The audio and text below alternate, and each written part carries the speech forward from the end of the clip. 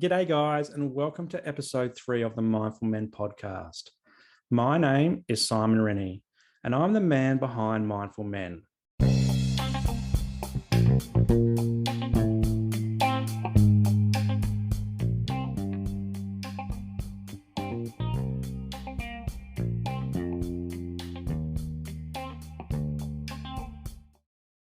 Today's episode is all about depression.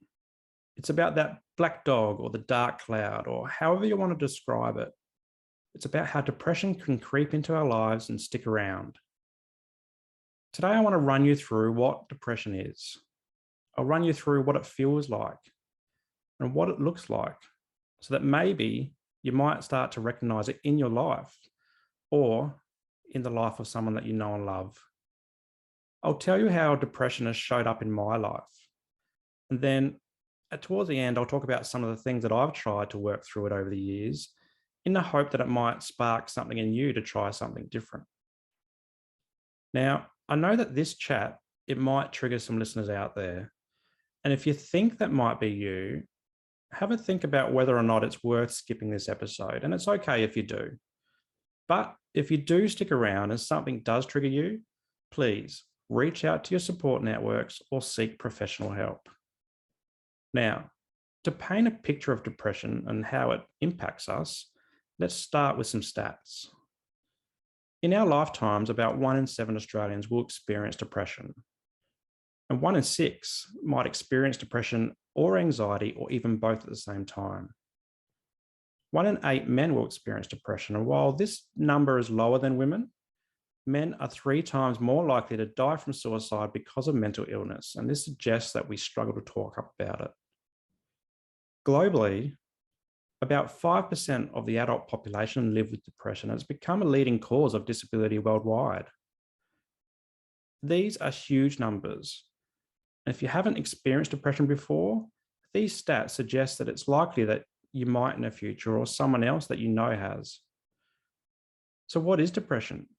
Well, there's a few types, but today I'll stick to the 4 that I think most of us are familiar with. And the first is depression. Depression is also sometimes called major depressive disorder or clinical depression. It's that low mood feeling. It's the loss of interest in things that we used to enjoy. It's feeling sad or down or miserable or unhappy, lacking confidence and irritable and overwhelmed. You might feel constantly tired for no good reason at all, constantly sick. You might have regular headaches or even muscle pain.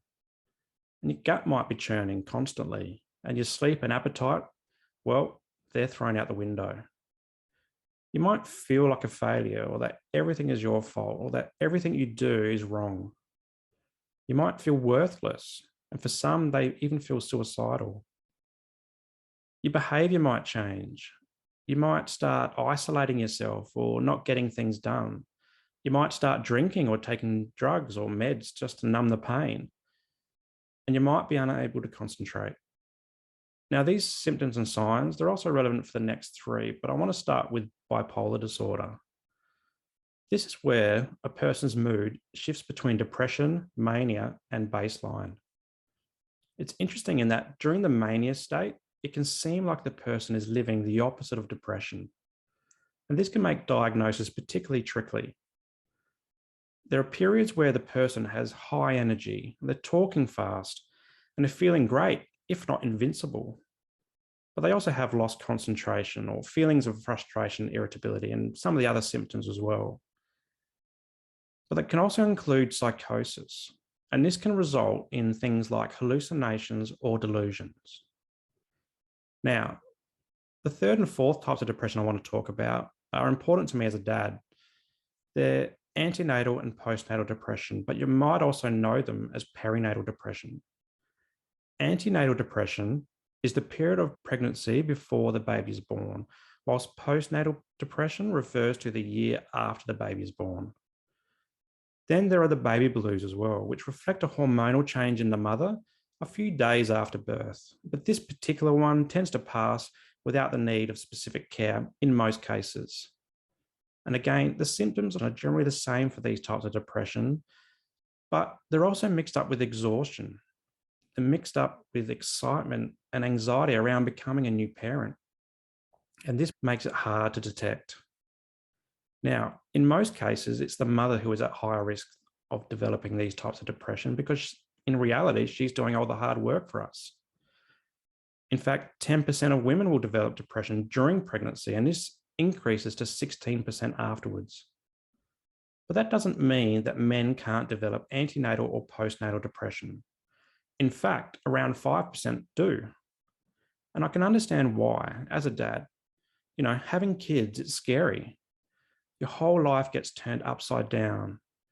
Where you were once free to do whatever you want, whenever you want and with whoever you want, now you're thinking about things like nappies and prams and exhaustion from lack of sleep, bottles, screaming, crying. These are all new things that you're experiencing as a first-time dad. Then you go back for a second or a third and a fourth, and the cycle begins again. And the focus is generally always on the kids, and then the missus, and then maybe you if you're lucky.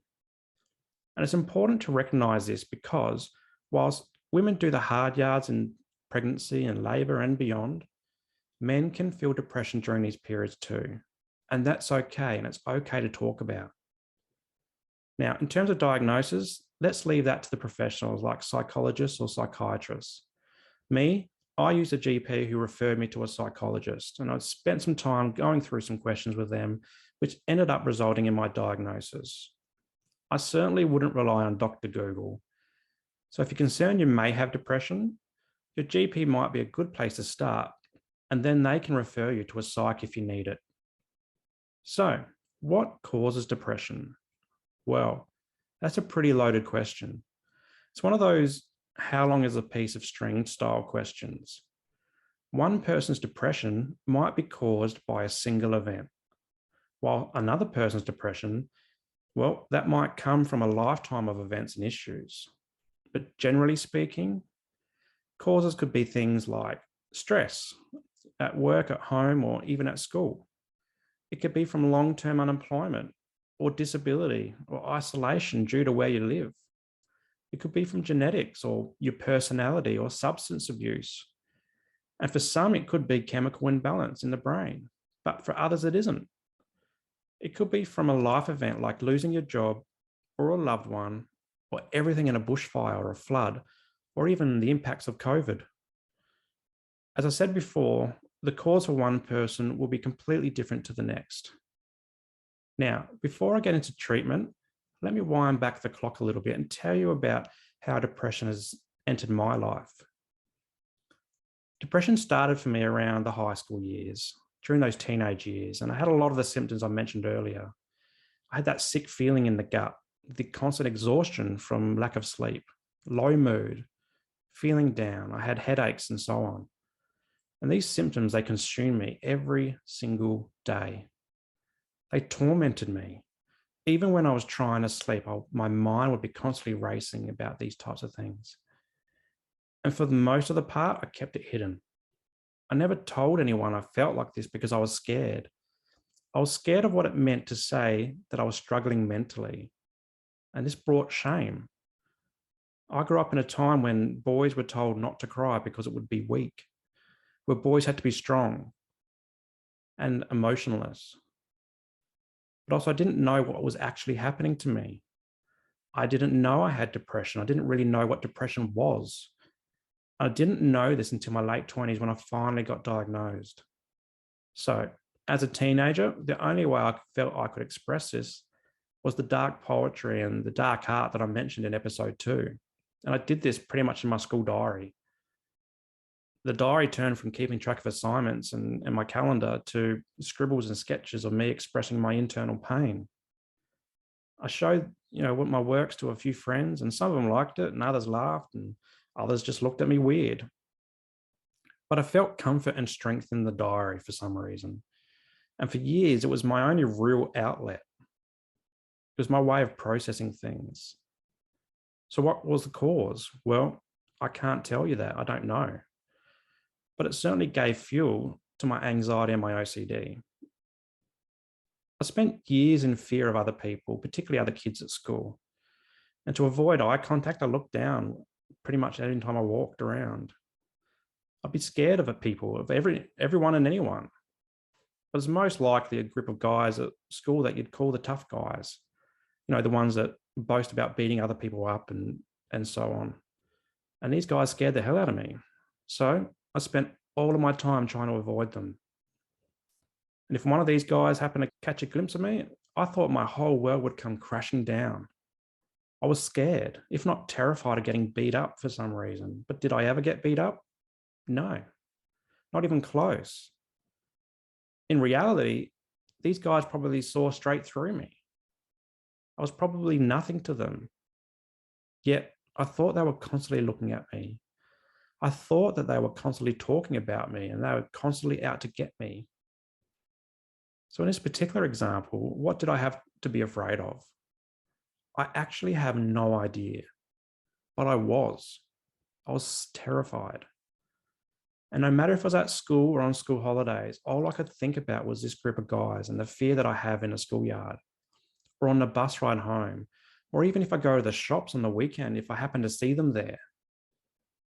And even after school finished and I was free from the schoolyard forever, this fear, it stuck around. It turned into people on public transport or in the city as I walked from the train to my university. But despite what part of my life I was in, the fear dragged me down. It always did. It had me scared, anxious, worried. It boxed me up and told me that I was nobody. And with this, I felt down and out. I was depressed. I was sick of this feeling this way, but I had no other way out. I had no way of letting go of the fear. So the fear actually became a comfort blanket. It became what I knew, and I learned to live with it. And even now, as a dad, I still feel it. It's when people walk past me in the park or the street or to the shops, and they remind me of these guys I went to school with. Now, the fear is a lot less intense these days. I can happily say that depression isn't really in my life at this very moment. But this is a key point. Depression for me, it comes and goes. In high school and uni, this was the time that was particularly bad for me.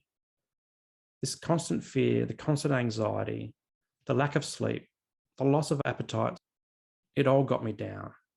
It kept me low. It kept me feeling like a shadow of my former self. And there were so many days where I just wanted it all to end. Back in 2012, when I finally got the help, it was actually a different kind of depression that took me there. It was loneliness with moving to a new state and town. And it was feeling like I was stuck in a rut constantly with no way out. I was battling the daily grind of work with no foreseeable growth in myself, my paycheck, or my job. And this brought on irritation. I'd drink to excess on the weekends, and I ended up feeling gross about myself both inside and out. It was battling with others, deflecting and saying, there's nothing wrong with me. Why do I need help? I was tired, I was fed up, and I was frustrated. And yes, I was depressed. Saying it out loud is a weird feeling, but for many people, unless they say it, you never know that they actually have it. That's because mental illness is not always visible. There's been many times in my life where I've considered myself kind of high functioning, where despite what's going on the inside, I could put on a mask and fool the world that everything was okay. But I found over time that even the best of masks, they fall apart. And now I'm all about ripping off that mask and chatting about what's going on. So how have I coped with depression for all these years? Well, for 20 of them, I bottled it up. But that was no good for me, nor anyone I've ever spoken to about mental health. But what I have learned are some tips and tricks along the way.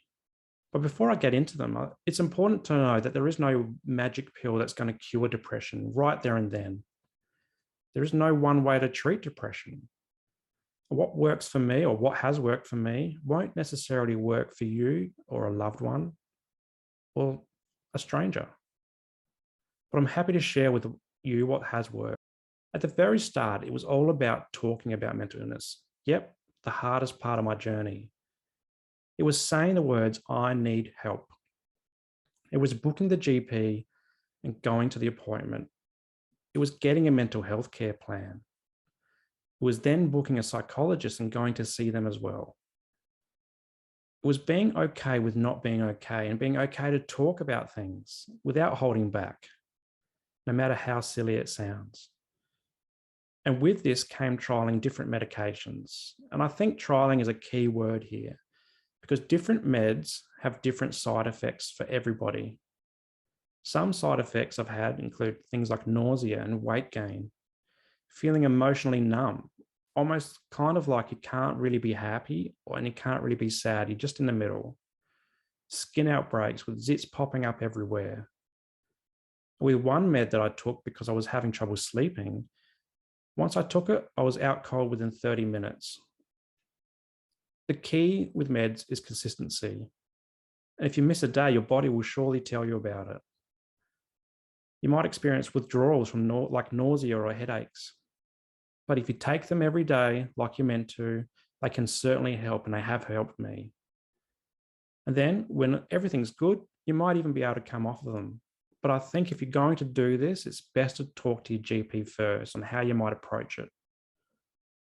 The next tip I have is living a healthy lifestyle. It seems like a no-brainer, but what you eat and drink impacts your mental health. When you eat and drink shit, you feel like shit. It's simple. The same goes for exercise.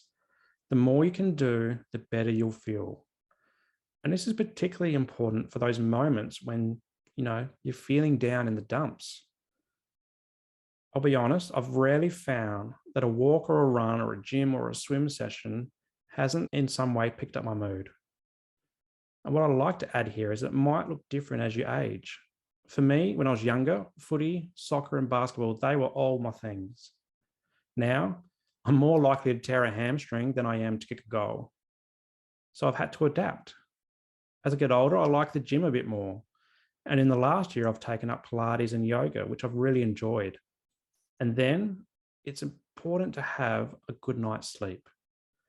Whether you're going to bed early or spending longer in bed, turning off the TV or reading a book before you drift off, whatever it is, make it a healthy routine. And then you'll be on your way to improve mental health. And the last tip I'll give you, at least for now, is one that I've come to discover as I've gotten older. It's doing what you can to maximize your well-being. This is a holistic approach to, your whole self. The line in the sand moment in your life where you let go of the anchors that have been holding you down and start to pursue the things that you actually want from life. Is it improving your health and fitness? Is it about going back and studying or changing jobs? Is it redefining your inner circle and letting go of toxic relationships in your life that are holding you back? Is it getting your finances into order? Is it reading books that broaden your knowledge? Is it changing what you listen to on the radio or watching on TV? Is it listening to podcasts like this one or reading self-help books? Maybe it's writing self-help books. Is it pursuing your dreams, like starting a business or trying something that you've always wanted to try, but you've never bothered to do it? Maybe it's going to therapy, but not because you have to, but because you want to, kind of like a check-in, just to keep you on track. All these things can help maximize your well-being. And when we focus on our well-being, we start to grow. We grow out of the box that's been holding us back for years. We start to develop our confidence. We start to live authentically, and we live with purpose. This is the path that I'm currently on, living more authentically and with greater purpose. As I said before, depression, it comes and goes. It's the black dog that gets bigger because we keep feeding it. But if we stop feeding it, if we start talking about what's troubling us on the inside, we can start to heal. We can learn what's happening to us. We can understand what depression is. And we can be taught strategies on how to manage this so that mental illness becomes mental health. And with this, we can start to move on with our lives and stop walking under that black cloud and even wave the black dog away. And as we do this, we become mindful of ourselves. We become mindful of who we are as people and who we want to be, who we're going to be. And we'll acknowledge that, yep, there's going to be some shit days. There's going to be days where you fall off the bandwagon completely, off that recovery path. There's going to be days where you forget your meds or eat shit and you don't exercise. There will be days where everything is dark and full of gloom. But what I want you to remember is this quote that helped me way back when in my darkest days. The sun will always rise tomorrow. And when you remember this, remember that tomorrow is a new day. Tomorrow is a new opportunity to grow. Tomorrow is another day to overcome mental illness. Thanks for joining me today. I hope you got something out of today's episode. And please, again, if you were triggered from the things that we talked about, please reach out to your support networks. And before I go, don't forget to drop us some love in the socials. I really love seeing you there and hearing your comments and your likes. My name is Simon Rennie. Until next time, stay mindful.